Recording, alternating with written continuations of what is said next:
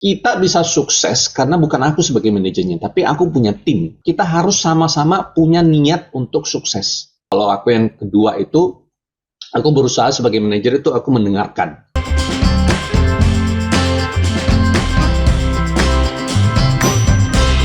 Halo teman-teman semuanya, balik lagi sama aku Vika di Curhat Sales. Nah, di Curhat Sales kali ini kita kedatangan narasumber yang baru nih.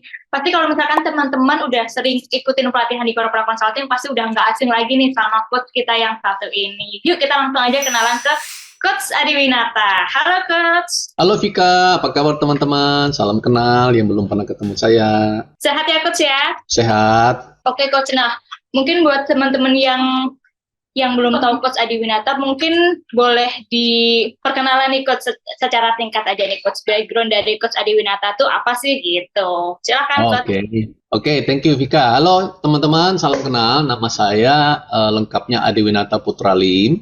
Biasa dipanggil Coach Adiwinata atau Coach Adi ya. Bebas teman-teman panggil saya apa aja. Saat ini sih saya utamanya saya seorang financial planner dan juga seorang money coach. Selain itu memberikan training juga di dunia sales ya, coaching juga ya teman-teman. Selain itu juga saya ada bisnis sampingan, tapi bisnisnya mungkin lebih banyak dihandle oleh istri dan anak saya. Ya sesekali ya saya terlibat lah.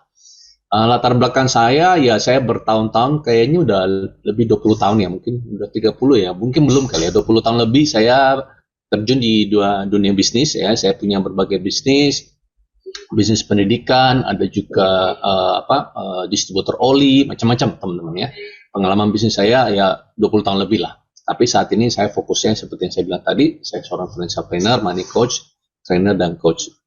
Begitu sih Vika. Oke, siap Coach. Wah, udah 20 tahun sebagai seorang pebisnis gitu ya Coach ya, keren banget nih Coach. Pasti punya banyak banget nih Coach pengalaman-pengalaman gitu.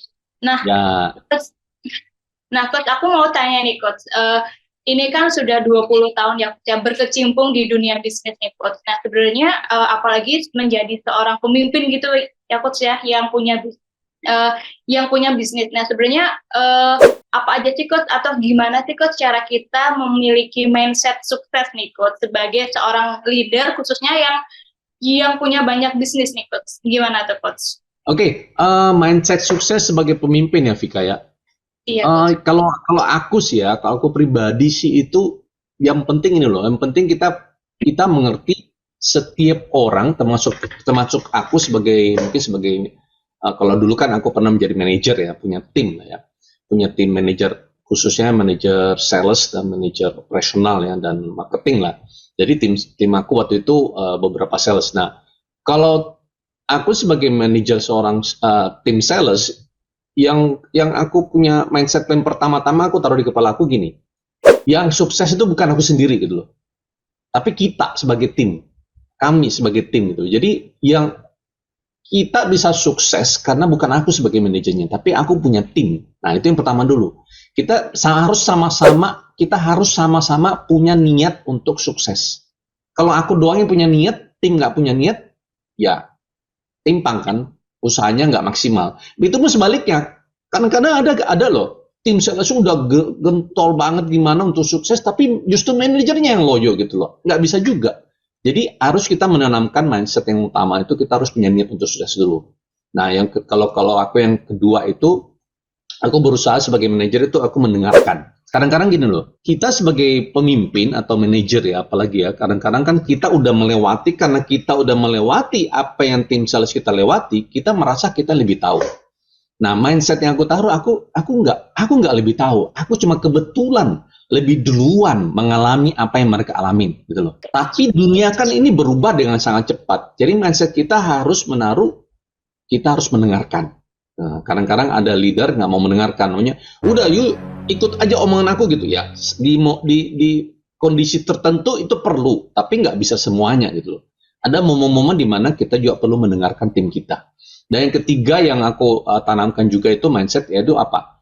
Aku harus jadi contoh gitu. Kalau aku menyuruh sebuah perintah itu aku lihat dulu, aku sendiri bisa melakukan enggak? Atau aku sendiri sudah pernah melakukan enggak?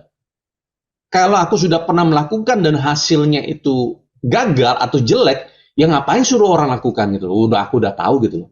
Nah, jadi kita harus memberi contoh ya. Minimal aku udah pernah melakukan, atau kalaupun belum pernah melakukan, aku berani mau melakukan apa yang aku perintahkan. Gitu sih kalau mindset yang aku taruh sih sebagai manajer ya, sebagai manajer tim sales. Itu Vika. Mungkin aku bisa simpulkan gitu ya Coach ya dari mindset sukses ini. Nah, buat teman-teman semuanya, tadi sudah dijelaskan nih gimana sih cara memiliki mindset sukses ala Coach Adiwinata. Jadi yang pertama itu kita harus benar-benar nih memiliki mindset bahwa yang kerja itu nggak cuma kita aja loh teman-teman, tapi kita juga punya tim gitu. Nah, yang kedua kita juga harus menjadi pendengar yang baik, dan juga yang ketiga kita juga harus menjadi teladan atau harus jadi contoh yang baik buat tim kita. Gitu ya Coach ya? Yes, betul. Oke, Coach. Nah, selain memiliki mindset sukses nih, Coach, sebenarnya apa aja sih, Coach, yang harus dimiliki sebagai skill yang harus dimiliki sebagai sales manager nih, Coach? Apa aja, kalau boleh tahu? Skill ya. Iya, betul. Kalau skill sih, kalau sebagai seorang manajer ya, khususnya sales ya, tetapi ini berlaku untuk semua level manager ya, banyak. Yang pertama mungkin ini, bagaimana kita memilih anggota tim, alias merekrut. Ya, bagaimana kita merekrut. Saya tahu mungkin ada kondisi di mana kita dilimpahkan timnya, ngerti nggak? Bukan kita yang memilih, ya. Tapi kalau bisa kita diberikan kesempatan untuk memilih, kita perlu memilih anggota tim yang tepat, gitu. Nah, itu sebuah skill juga, nggak asal milih aja, kamu nggak bisa, gitu.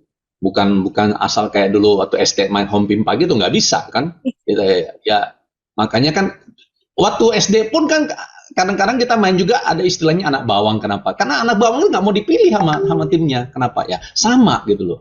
Jadi sebagai seorang manajer kita harus bisa memilih anggota tim yang tepat, alias kita harus punya skill rekrut. Tapi nggak cukup direkrut, kita harus bisa juga mengatur atau mengembangkan tim. Nah, ini lebih banyak lagi skillnya nih. Kita harus belajar coaching, belajar mentoring, bahkan ya manajer yang baik menurut aku harus bisa counseling juga gitu loh. Ya. Dan tentu saja yang paling utama nggak bisa lepas, harus bisa bagaimana memotivasi diri sendiri dan timnya. Kalau kita nggak bisa motivasi, jangan berharap timnya bisa motivasi diri sendiri. Kan kita yang sebagai manajer, kita sebagai leadernya kan ya. Time management penting. Kenapa? Dulu kalau kita sebagai sales atau kita sebagai staff atau apapun, kita cuma mengatur diri sendiri. Nah, sekarang dari manajer kita mengatur diri sendiri dan tim gitu. Jadi time management penting. Kemudian, ada satu yang paling penting yang menurut aku ya, harus punya skill bagaimana mengenali anggota timnya satu demi satu. Maksudnya apa? Sebagai orang manajer atau seorang leader menurut aku, dia harus bisa mengerti istilahnya itu hot button anggota timnya. Si A ini hot buttonnya apa? Si B ini hot buttonnya apa? Kalau dia bisa mengerti hot buttonnya ini, komunikasi relationship antara leader, pemimpin dan tim, anggota timnya itu jauh lebih dinamis, jauh lebih enak gitu loh. Dan motivasi timnya juga akan lebih mudah gitu loh. Hot button maksudnya apa? Ya impian dia apa yang membuat dia semangat, apa yang membuat dia sedih, apa membuat dia down, apa membuat dia bangkit kembali. Itu seorang leader harus bisa mengerti si satu demi satu. Nggak bisa motivasinya maksud saya gini, motivasinya nggak cukup gaji dan duit atau target atau bonus aja, nggak cukup gitu. Itu sih menurut aku sih Vika, udah banyak kayaknya deh. Tadi kan berarti selain mindset sukses, terus kita juga harus menguasai skill-skill sebagai sales manager gitu ya Coach ya. Nah, selanjutnya nih Coach, sebenarnya apa sih Coach peran dan juga tanggung jawab dari seorang sales manager nih Coach? Apalagi dalam dunia penjualan gitu ya Coach ya, pasti kan peran dan tanggung jawabnya gede banget nih Coach. Nah, menurut Coach tadi peran dan tanggung jawabnya tuh apa aja sih Coach? Peran dan tanggung jawab ya tentu saja peran tanggung jawab yang utama ya ini ya target ya. Tanggung jawabnya target harus capai lah, itu yang paling utama ya. Baik di semua perusahaan pasti peran atau tanggung jawab seorang manajer sales, baik manajer sales atau si salesnya juga, yaitu target tim atau target pribadinya, itu yang paling utama ya. Tapi selain itu, di luar itu juga ya perannya juga ya mungkin ada sebagai bapak, bisa sebagai ya orang tua lah ya. Karena kan kita di Indonesia, saya senangnya di Indonesia ini kita kekeluarganya sangat kental. Jadi hubungan kerja itu bukan cuma sebagai kalau orang bule kan kayak gimana ya, agak individualistik ya mereka ya. Yuk kerja sama saya gitu loh. Yuk jangan touch hal pribadi. Nah, enaknya Indonesia itu kita bukan mau kepo ya, enggak ya. Bisa dibilang kepo tapi bukan mau kepo, tapi saya melihat sisi positifnya adalah apa? kita keluarganya erat, jadi kita saling kenal, jadi enak gitu loh. Saya kenal istri atau suaminya staf saya, begitu juga mereka tim saya, begitu juga mereka kenal istri saya gitu loh. Itu kan lebih enak gitu loh. Kenapa? Dengan personal relationship gitu, kita motivasinya akan lebih gampang gitu loh. Ya, jadi sebagai bapak, sebagai teman, sebagai apa lagi ya? Ya kadang-kadang kita harus menjadi sebagai konselor juga, ya sebagai kita mendengarkan curhat tim kita. Curhat ini maksud saya bukan cuma curhat pekerjaan ya. Kadang-kadang kan kita harus mendengarkan curhat mengenai keluarga mereka atau hal-hal pribadi mereka. Misalnya jomblo, bos susah nih nggak dapat pacar. Kan orang bule bodoh amat urusan pacar jangan kerjaan ya. Tapi kita nggak begitu kan. Kita pasti ya udah jangan bahas pacar dulu lah, masih jam kerja lu kejar target dulu. Ntar deh jam berapa? Jam 4, jam 5, yuk kita ngopi, ngomong. Ntar malam lah kita keluar, kita ngopi tentang ngomongin pacar lu gimana. Yuk kenapa sih cakep tapi nggak punya cakep? Kayak gitu kan enak gitu. Nah, jadi gitu ya Coach ya. Betul ya. Mau nggak mau karena kita hidup di budaya Indonesia yang kental kekeluarganya, kita juga kadang-kadang harus berperan sebagai teman. Ya, walaupun mungkin kita atasan ya atau pemimpin. Tapi kadang-kadang kita harus mengerti peran kita sebagai teman. Ya, ini saya bicara di luar konteks tanggung jawab dan peran yang perusahaan kasih ya, SOP atau job description itu saya nggak bahas lah. Job description ya wajib lah ya, namanya perusahaan kasih kita job desk ya kita harus wajib menjalankan gitu. Tapi di luar itu juga ada beberapa yang kadang mungkin seorang manajer nggak memperhatikan gitu loh, merasa ya kerja aja lah gitu. Itu sih Vika kalau menurut dari aku. Oke siap Coach. Berarti selain jadi sales manager juga harus menjadi teman, harus jadi keluarga juga gitu ya Coach ya. Berarti caring is caring gitu ya Coach ya. Setuju. Nah Coach, ini kan kalau misalkan penjualannya itu lagi terpuruk nih Coach, lagi down gitu Coach. Nah, gimana sih cara kita sebagai sales manager nih Coach untuk menemukan mungkin bisa dibilang menemukan problem dan juga memberikan solusi nih Coach sebagai seorang leader atau sebagai seorang sales manager. Penjualan down itu banyak alasan ya. Bukan alasan sih, tepatnya banyak penyebabnya. Jadi sebagai sales manager kita yang utama dulu kita harus jeli mencari penyebabnya dulu. Kita mencari tahu dulu nih, apa nih? Apakah memang pasarnya, apakah orangnya, timnya kita, atau apakah produknya? Apanya dulu? Karena dari penyebabnya kita bisa tahu dong apa langkah-langkah yang kita harus lakukan gitu. Misalnya contoh dari pasarnya, pasar emang lesu bos, betul nggak dulu? Jangan cuma terima mentah-mentah nih dari tim nih. Jangan-jangan timnya saya aja lagi malas aja, bener nggak? Pasarnya lesu bos. Ya bener loh. Coba cari tahu gitu loh. Produk kita yang sama dan produk kita atau produk kompetitor gimana? Pasar lesu kompetitor laku, kita enggak. Ya bukan pasar lesu dong. Bohong berarti. Nah, kayak gitu ya. Tapi selanjutnya kita udah tahu penyebabnya. Misalnya selain dari itu, kita juga nggak harus langsung memberikan solusi tepatnya ya. Menurut saya sih solusi nggak harus selalu datang dari manajer ya, tapi bagaimana ini pentingnya bagaimana, ini salah satu pentingnya kenapa kita perlu coaching skill, bagaimana kita mengcoaching tim kita. Ini misalnya kalau kita menemukan ternyata tim kita nih yang lagi jelek, misalnya pasar oke, barang oke, tim kita yang jelek misalnya, ya udah di coaching. Nah, perlu kita tahu cara coaching yang tepat. Nggak bisa kita semena-mena aja. Lu yang malas lah, lu mana pada ternyata timnya ini udah rajin setiap hari keluar, tapi mungkin dia ada salah gimana. Jadi kita perlu mengetahui dulu. Nah, ini yang saya bilang tadi, kita harus mendengarkan. Ya, kita mendengarkan, dan mendengarkan juga bukan cuma sekedar mendengarkan apa yang mereka katakan, tapi mendengarkan apa pesan di balik yang mereka katakan. Pasar lesu bos, ya pasar lesu itu ada di baliknya apa? Bener nggak nih? Itu kayak gitu ya. Atau susah bos, susah ketemu customer itu di belakangnya ada apa gitu. Nah, skill-skill coaching seperti itulah yang perlu kita pelajari, sehingga solusi itu bukan datang dari saya sebagai seorang manajer, tapi bagaimana solusi itu bisa muncul dari diri si tim member kita, dari anggota tim kita sendiri.